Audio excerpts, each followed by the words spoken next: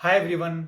आखिरकार इंतजार की घड़ी खत्म। मैंने सुबह बताया था कि छत्तीसगढ़ में जो आयुर्वेद में स्नातकोत्तर मतलब पीजी की जो काउंसलिंग है, जो बहुत समय से लोग इंतजार कर रहे थे, उसकी आखिरकार डेट आज आ गई है।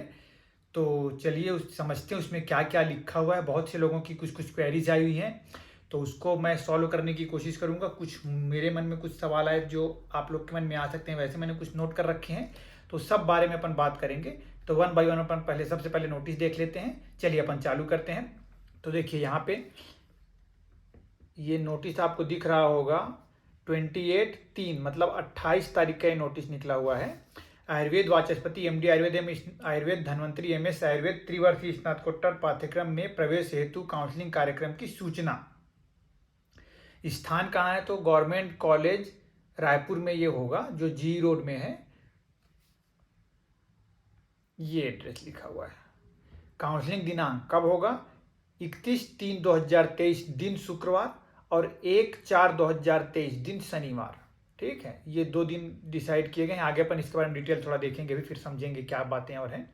शासकीय आयुर्वेद महाविद्यालय रायपुर छत्तीसगढ़ में संचालित आयुर्वेद वाचस्पति एमडी आयुर्वेद एवं आयुर्वेद धन्वंतरी एमएस आयुर्वेद पाठ्यक्रम सत्र 2022-23 में प्रवेश हेतु नेशनल टेस्टिंग एजेंसी नई दिल्ली द्वारा आयोजित AIA-PGT 2022 में सम्मिलित छत्तीसगढ़ के मूल निवासी, याद रखिएगा मूल निवासियों के लिए है, अभ्यर्थियों से प्राप्त आवेदन पत्रों एवं उक्त प्रवेश परीक्षा की ऑनलाइन इंडिया रैंक के आधार पर विभिन्न श्रेणियों के अभ्यर्थियों की तैयार प्रावीण्यता सूची महाविद्यालय की वेबसाइट में प्रकाशित की गई है।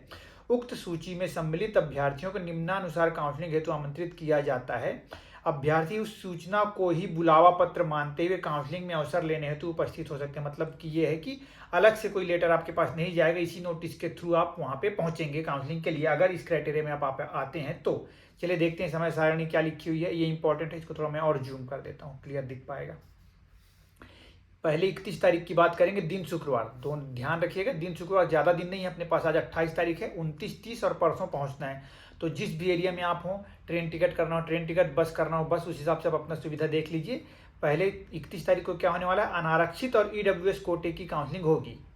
मतलब अनारक्षित बोले तो UR और EWS की काउंसलिंग होगी। तो रजिस्ट्रेशन का समय सबसे पहले अनारक्षित का होगा। तो रजिस्ट्रेशन का समय क्या होगा? इस समय क्या करते हैं अपन, जाते हैं और केवल रजिस्ट्रेशन होगा हमारा कि हम आ चुके हैं, मतलब अटेंडेंस जैसा है आपका यहाँ पे। जो भी फॉर्मेलिटीज़ है, मतलब जो भी डॉक्यूमेंटेशन है, वो सब जमाने के लिए यहाँ पे कहा जाएगा। वो सब चीज़ें मैं आगे अपन बताऊँगा मैं। तो 9 से 10 बजे तक ये अनारक्षित का रजिस्ट्रेशन होगा। टाइम ध्यान रखिएगा, 9 से 10। विशेष टाइम का ध्यान रखिएगा, प्लीज़ लेट मत करिएगा कोई भी। नंबर यहाँ पे लिखा हुआ स्पेसिफिकली 277 से 197 मार्क्स तक जिनके आए हैं वो सब यहाँ पे काउंसलिंग के लिए आ सकते हैं। ठीक है, चाहे आपका कोई सा भी रैंक हो, छत्तीसगढ़ के मूल निवासी, आपने फॉर्म भरा हुआ है, मेरिट लिस्ट में मेरिट लिस्ट भी निकली हुई है, उसमें आपका नाम है।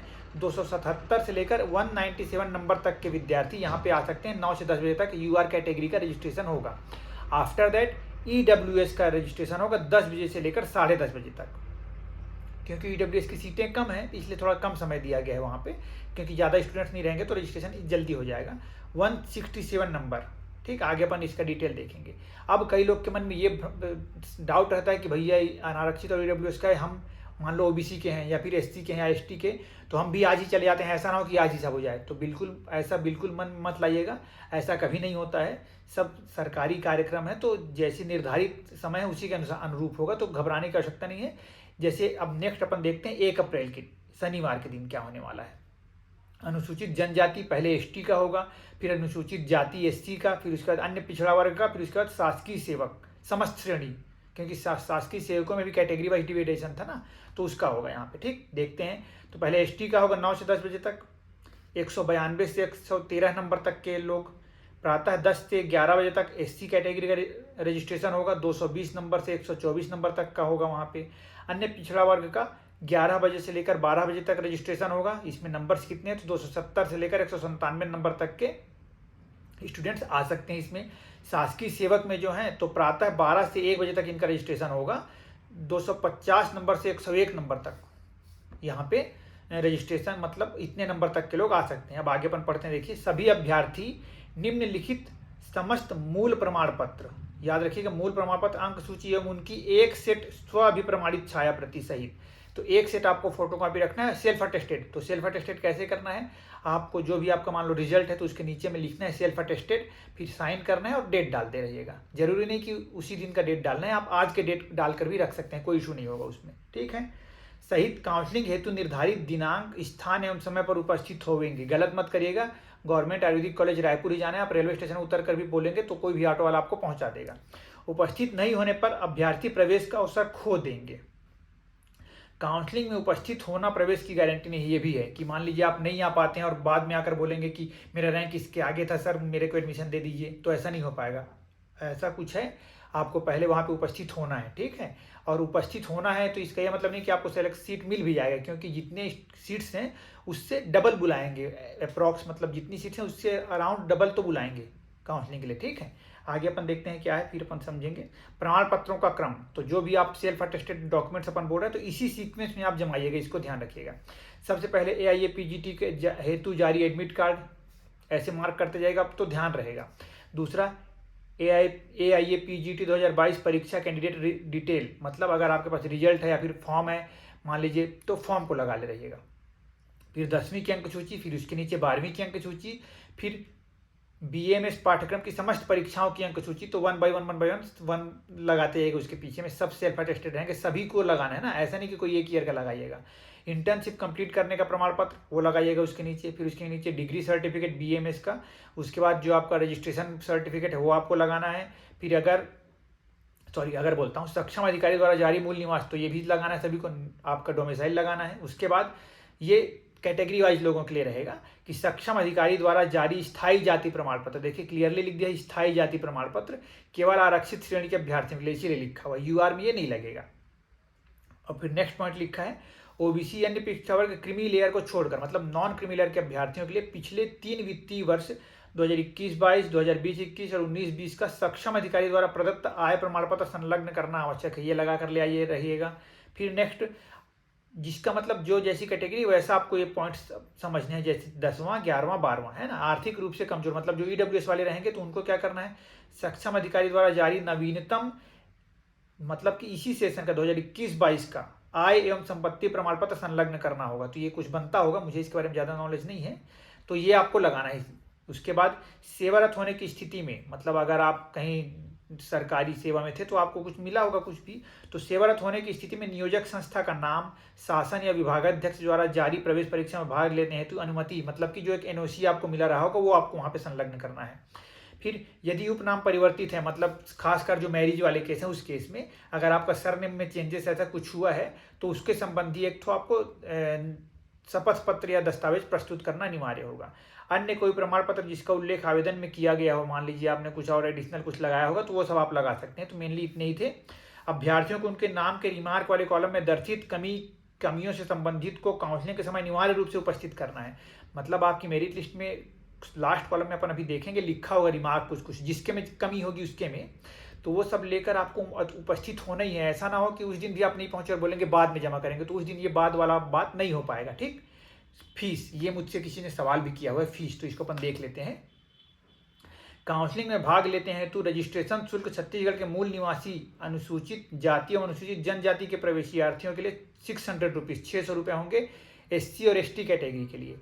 अन्य प्रवेशित अभ्यर्थियों के लिए 1000 रुपये होगा जो वापसी योग्य नहीं है, और UR और EWS और OBC और जो गवर्नमेंट सर्वेंट वाले हैं, शासकीय सेवक वाले, उनके लिए 1000 रुपये फीस है जो कि नॉन रिफंडेबल है।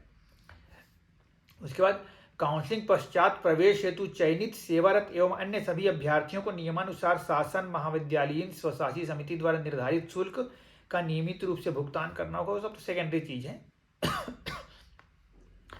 अनारक्षित श्रेणी एवं अन्य पिछड़ा वर्ग के चयनित उम्मीदवार को 20,000 रुपये की कौशन मनी, ठीक है। UR और OBC के केस में आपको 20,000 रुपये की कौशन मनी जमा करनी है। छत्तीसगढ़ के मूल निवासी अनुसूचित जाति एवं अनुसूचित जनजाति के चयनित उम्मीदवार को 10,000 रुपये की सुरक्षा निधि जमा करनी होगी, ठीक है। मतलब UR और OBC के केस में 20,000 रुपये, SC और ST के केस में 10,000 रुपये कौशन मनी आपको जमा करना होगा। आपके पढ़ाई के ये पूरे 3 वर्ष के लिए रहेगा, एक बार बस देना है आपको। सुरक्षा निधि के रूप में जमा की गई राशि पाठ्यक्रम पूर्ण होने पर वापस कर दी जाएगी। जब आप 3 साल बाद पढ़कर निकलेंगे तो आपको ये वापस मिलेगा, इसमें आपको टेंशन नहीं लेना है। इसके अतिरिक्त अनारक्षित श्रेणी एवं अन्य पिछड़ा वर्ग के चयनित उम्मीदवारों को प्रतिवर्ष 30,000 रुपये का शिक्षण शुल्क, तो यूआर और ओबीसी के केस में 30,000 रुपये का शिक्षण शुल्क रहेगा एवं अन्य शुल्क 7,000 रुपये, मतलब टोटल हो गए 37,000 रुपीज ये पर ईयर जो लगा करेगा आपको। तथा अनुसूचित जनजाति एवं अनुसूचित जाति के चयनित उम्मीदवारों को प्रतिवर्ष 15,000 रुपये शिक्षण शुल्क और अन्य शुल्क 7,000 रुपये देय होगा, मतलब कि आप लोग के लिए 7, 5, 12, 22,000 रुपये, ठीक है। इतना रुपये आपको ईयरली पे करना रहे करेगा। AIAPGT प्रवेश परीक्षा 2022 में सम्मिलित अभ्यर्थी जिन्होंने शासकीय आयुर्वेद महाविद्यालय रायपुर में आयुर्वेद स्नातकोत्तर पाठ्यक्रम में प्रवेश हेतु आवेदन किया है, उनकी महाविद्यालय द्वारा निर्मित अभ्यर्थियों की श्रेणीवार वरीयता सूची का विवरण महाविद्यालय की वेबसाइट पर उपलब्ध है। सही बात है, आप उसको देख सकते हैं जहां से मैंने डाउनलोड किया है। किसी भी श्रेणी के अंतर्गत प्रवेश हेतु पात्र अभ्यर्थी न होने से रिक्त रह गई सीटों को छत्तीसगढ़ स्नातकोत्तर प्रवेश नियम 2019 की कंडिका 4.6 के अनुसार प्रवेश की कार्यवाही की जाएगी। तो इतना इसमें अभी अपने को परेशान नहीं होना है। ये सभी डॉक्यूमेंट्स अगर आप लोग को साइट से डाउनलोड कर पा रहे हो तो बहुत अच्छी बात है। अगर नहीं कर पाएंगे तो मेरे टेलीग्राम चैनल को जरूर देखिएगा, डॉक्टर सोमेश कुशवाहा सेम नाम से है, उसमें मैं सब डॉक्यूमेंट्स अपलोड कर दूंगा अभी, ठीक है। अब थोड़ा सा ये कंडिका ये नियम, मैं अभी इसके बारे में ज़्यादा डिटेल पढ़ने जाएंगे तो समय ही वेस्ट होगा, तो उसको मैं ज़्यादा भी नियम के ऊपर नहीं जाऊँगा। बस आपको मेरिट लिस्ट दिखला देता हूँ, तो उससे थोड़ा सा कमी या जो भी चीज़ें वो अपने थोड़ा सा समझ पाएंगे अपन उसको। तो ये अपन मेरिट लिस्ट देख लेते हैं जल्दी से। अरे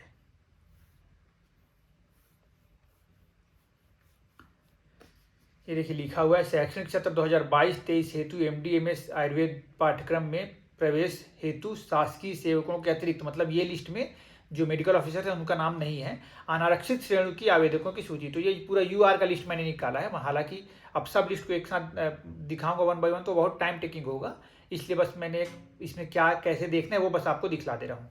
तो देखिए सबसे पहले किसका क्या नाम लिखा हुआ है, सीरियल नंबर से आपको परेशानी नहीं, एक रैंक है अभी फिलहाल, है ना।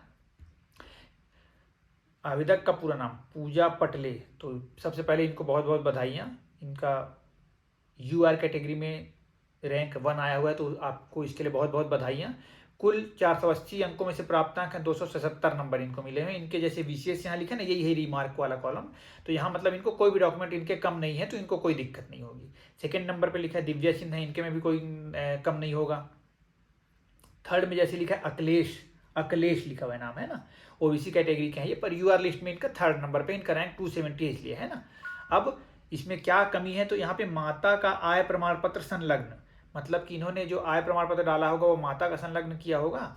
और सेकंड नंबर पे एक और रिमार्क लिखा है कि पिता के स्वर्ग, अच्छा ठीक है, तो मतलब एक इन्होंने डेथ सर्टिफिकेट अटैच नहीं किया तो वो इनको अटैच करना होगा, ठीक है। तो मतलब ये उस दिन एलिजिबल रहेंगे। वैसे अपन दूसरा देख लेते हैं, नीतीश कुमार कसेर, ये भी OBC के हैं, मतलब ये अभी UR कैटेगरी से भी पार्टिसिपेशन कर सकते हैं और OBC कैटेगरी से भी कर सकते हैं। उसके बारे में अगर किसी को डाउट होगा तो मुझे कमेंट करके बताइएगा, मैं आराम से एक्सप्लेन कर दूंगा उसको। 262 मार्क्स हैं इनके।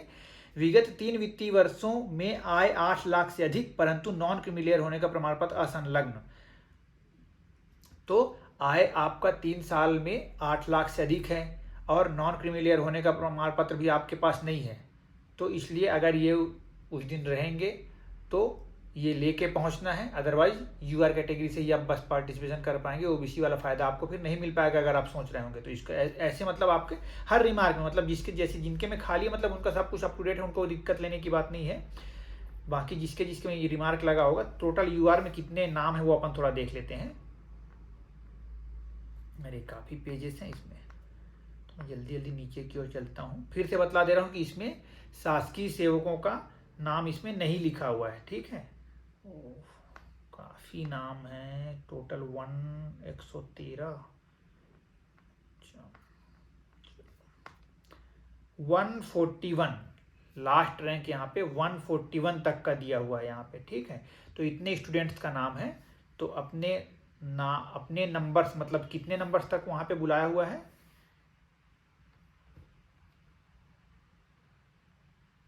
277 से 197 तक। तो 197 कहाँ पे आ रहा है, 197 तक को बुलाया गया है, ये भी अपन देख लेते हैं। 197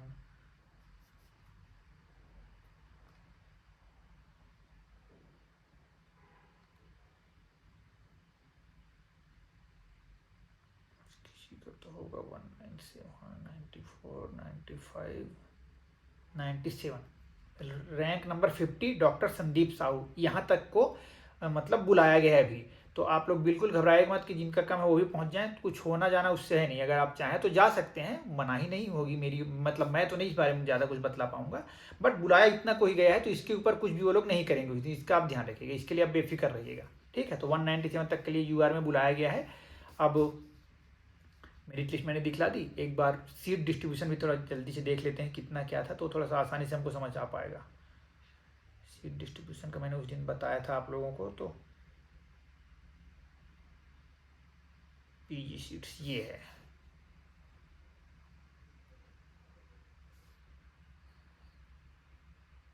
जैसे कि मैंने आपको बतलाया कि जितनी सीट्स हैं उनसे लगभग डबल लोगों को बुलाएंगे। तो जैसे देखिए डबल ही बुलाए हैं, करेक्ट डबल ही बुलाए हैं। देखिए यूआर में क्योंकि 25 सीट्स यहाँ पे दिख रही होंगी आपको, ये 25 सीट, मैं थोड़ा इसको और बड़ा करता हूँ, ये 25 सीट आपको दिख रहा है, थोड़ा छोटा करना पड़ेगा, है ना। तो इसलिए 25 डबल 50 रैंक तक को बुला लिया इन्होंने ऐसा यूआर कैटेगरी में, ठीक। तो इस हिसाब से आप अपना काउंसलिंग और अपने रैंक वाइज समझकर, सब्जेक्ट वाइज समझकर जो भी चीज़ें आपको एनालाइज करनी है, मेरी सलाह होगी कुछ चीज़ें कि काउंसलिंग जगह पर पहुंचने के पहले आपका मेंटली आप प्रिपेयर हो जाएं कि आपको कौन कौन सी सीटें लेनी है। कौन कौन सी सीटें मीन्स, क्योंकि अभी आपका मान लीजिए टॉप, अगर आप पहले रैंक में हैं तब तो कोई दिक्कत नहीं, मतलब तब भी बहुत ज़्यादा दिक्कत है कि बहुत सारी सीट्स आप कौन कौन सा लें, बट नीचे रैंक है तो क्या क्या सब्जेक्ट मिलेंगे, तो आप अपनी प्रोबेबिलिटी के हिसाब से अपना रैंकिंग पर्सनल बना लीजिए कि पहले रैंक पे अगर क्या लेना है आपको, फिर दूसरे रैंक पे क्या लेना है, तीसरे रैंक पे क्या लेना है, मतलब उस दिन आपको इससे कन्फ्यूजन नहीं होगा और उस दिन किसी की बातों से भी आप डिस्ट्रैक्ट नहीं होंगे। अदरवाइज वहाँ पे इतना थोड़ा सा माहौल इतना खतरनाक, मतलब इतना स्ट्रेसफुल होता है कि जल्दी जल्दी लोग इन्फ्लुएंस हो जाते हैं। और कई बार ऐसा होता है कि उस कमरे से निकल कर, जहाँ से सीट लेनी है आपको, वहाँ से निकलने के बाद फिर अफसोस होता है अरे मैंने ये सीट क्यों ले ली, दूसरा लेना था। तो ऐसा ना हो, पहले ही मेंटली आप आराम से आज सोच सकते हैं, कल सोच सकते हैं, परसों सोच सकते हैं, जिसको जैसा है, जिसका रैंकिंग है ना, तो आराम से आप सोचकर पहले से ही मेंटली प्रिपेयर हो जाए कि मुझे ये सीट लेनी है, फिर उस दिन चाहे कुछ हो जाए हमें अपनी सीट चेंज नहीं करनी है। अभी आपको अपने जितने भी शुभ चिंतकों से बात करनी हो, बिल्कुल आप उनसे सलाह मशवरा कर सकते हैं। फीस मैंने आपको बतला दिया, ये डायरेक्टली कैश ही लेंगे, तो क्योंकि 2 दिन का समय, डीडी वीडी आज का इसमें कुछ प्रावधान लिखा नहीं है, तो डायरेक्टली कैश जमा होगा, उसमें भी बिल्कुल आप बेफिक्र रहिए। और बेसिकली ये मूल निवासियों के लिए ही है ना, तो उसका थोड़ा ध्यान रखिएगा, आप डोमिसाइल आपके पास रहे। जो भी जाति वाली है तो स्थायी जाति प्रमाण पत्र रहे, अस्थायी होगा तो प्रॉब्लम हो सकता है आपको, ये मैं आपको क्लियर कर दूं। कन्वर्जन जो भी सीट डिस्ट्रीब्यूशन, अगर सीट अगर खाली रहेगी तब सेकेंड राउंड के लिए जाएगा, है ना। तो सीट कन्वर्जन का क्या सिस्टम होता है, तो एससी का कैटेगरी एससी में कन्वर्ट, एसटी का एससी में कन्वर्ट होगा, एससी का एसटी में होगा, एससी और एसटी के अगर कैंडिडेट नहीं मिलेंगे तो ओबीसी में कन्वर्ट होगा, और लास्टली फिर यूआर की झोली में वो सीट्स आती हैं। इसको आप ध्यान रखिएगा। और हाँ, एक बच्चे ने ये भी पूछा है कि अगर हम पीजी करते करते अगर कुछ छोड़ दें तो क्या होगा। तो इसमें हमारी स्टेट में गाइडलाइन ये है कि जिस दिन आप छोड़ेंगे उस दिन तक को आपको जितना स्टाइफन मिला हुआ है उसका डबल स्टाइफन आपको रिटर्न करना पड़ता है। अगर आप पीजी की सीट 3 साल के, मतलब अपनी पाठ्यक्रम पूर्ण होने के पहले छोड़ते हैं, तो जितना स्टाइफन मिला है उसका डबल आपको जमा करना होगा संस्था में, ठीक। गवर्नमेंट सर्वेंट वालों के लिए कुछ खास बातें, हालांकि जिन्होंने भरा है उन्हें पता होगा, फिर भी मुझे लगा कि मैं बतला दूं आप लोगों को। तो ऐसे लोग ही मतलब इसमें एलिजिबल कहलाते हैं जिनका पीजी के 3 साल को कंप्लीट करने के बाद भी 5 साल का जॉब, कम से कम 5 साल का जॉब बचा हो, ऐसे शासकीय कर्मचारियों को ही परमिशन मिलता है, मतलब एनओसी मिलता है पीजी करने के लिए। फिर और रेगुलर जो रहते हैं ना, संविदा वालों का इसमें स्पेसिफिक बेनिफिट नहीं मिलता। आप शासकीय कर्मचारी के कॉलम से पीजी करने नहीं आ पाएंगे, आपको वो जॉब, संविदा वाली जॉब छोड़कर एक रेगुलर स्टूडेंट के फॉर्म में ही आपको पीजी करना होगा। आपको एक एनओसी रिक्वायर्ड रहता है, गवर्नमेंट वालों के लिए एक एनओसी लगेगा। और इस समय कोई भी जो शासकीय सेवक हैं वो भी, और जो नहीं है वो भी, कोई भी प्राइवेट प्रैक्टिस अलाउ नहीं है, इसको आप ध्यान रखिएगा। मतलब प्रॉब्लम हो सकता है अगर किसी कोई ऐसा कुछ करने का कोशिश किया, तो ये यहाँ पे लिखा हुआ है। फिर पीजी के बाद 5, हाँ वही मैंने जो बताया कि जो जॉब है वो 5 साल, कम से कम पीजी कंप्लीट करने के बाद आप 5 साल गवर्नमेंट को दे पाएँ तभी आपको पीजी करने देंगे। और दूसरी बात ये भी है कि 5 साल आपको जॉब करते करते हो गया मेडिकल ऑफिसर बने हुए, तभी आपको पीजी की परमिशन मिलेगी, ये भी एक है। और क्लिनिकल सब्जेक्ट में पीजी करना होता है तो ये सबसे अच्छी बात होती है। इसी से मैं जो बच्चों को बोलता हूँ कि क्लिनिकल सब्जेक्ट का इंपॉर्टेंस इसी बात से पता चल जाता है कि मेडिकल ऑफिसर्स के लिए रिजर्व जो सीट्स रहती हैं 5 सीट्स, वो 5 क्लिनिकल सब्जेक्ट्स की सीटें रिजर्व हैं हमारे छत्तीसगढ़ में भी, ठीक है। तो विशेष ये पॉइंट्स थे। और हाँ, मैंने लिस्ट देखी थी, उसमें EWS का जैसे यहाँ पे 5 लिखा हुआ है ना, यहाँ पे 5 सीट लिखा हुआ है देखिए, पर EWS की जब आप मेरिट लिस्ट देखेंगे तो वहाँ पे केवल एक नाम है, तो 4 वैकेंट सीट्स रहेंगी जो कन्वर्ट होंगी। तो मुझे मतलब ये है कि सेकेंड राउंड काउंसलिंग होना ही होना चाहिए, ऐसा जहाँ तक मुझे समझ आ रहा है। बाकी और भी जो कुछ अपडेट होगा मैं आपके लोगों के साथ शेयर करता रहूँगा। जो भी ये सभी documents, each and every documents, और जो गाइडलाइन है, प्रवेश पुस्तिका जिसको अपन कह सकते हैं, जो उस रिलेटेड है उससे, उसको भी मैं अपने टेलीग्राम वाले चैनल पर ही अपलोड कर दूंगा, क्योंकि यूट्यूब में अपलोड करता हूँ तो बहुत प्रॉब्लमेटिक हो जाता है मेरे लिए, इसीलिए मैंने वो चैनल अभी क्रिएट कर दिया है। तो जो भी यहाँ चाहिए होगा वहाँ आप देख सकते हैं, सेम नाम से ही है, तो ढूंढने में भी आपको परेशानी उसमें नहीं होगी। और कोई भी प्रॉब्लम हो तो आप मुझे बिल्कुल कमेंट करके बताइएगा। और all the very best to all of you. और जो भी सेलेक्टेड हैं उनको बहुत बहुत बधाइयाँ, और जो नहीं हो पाए हैं उनको निराश होने की बिल्कुल भी आवश्यकता नहीं है। आप लोगों का प्रयास ही आप लोगों के लिए फल है फिलहाल, और आगे आप लगे रहेंगे तो प्रयास से सफलता भी जरूर मिलेगी। तब तक के लिए बने रहिएगा। Thank you so much.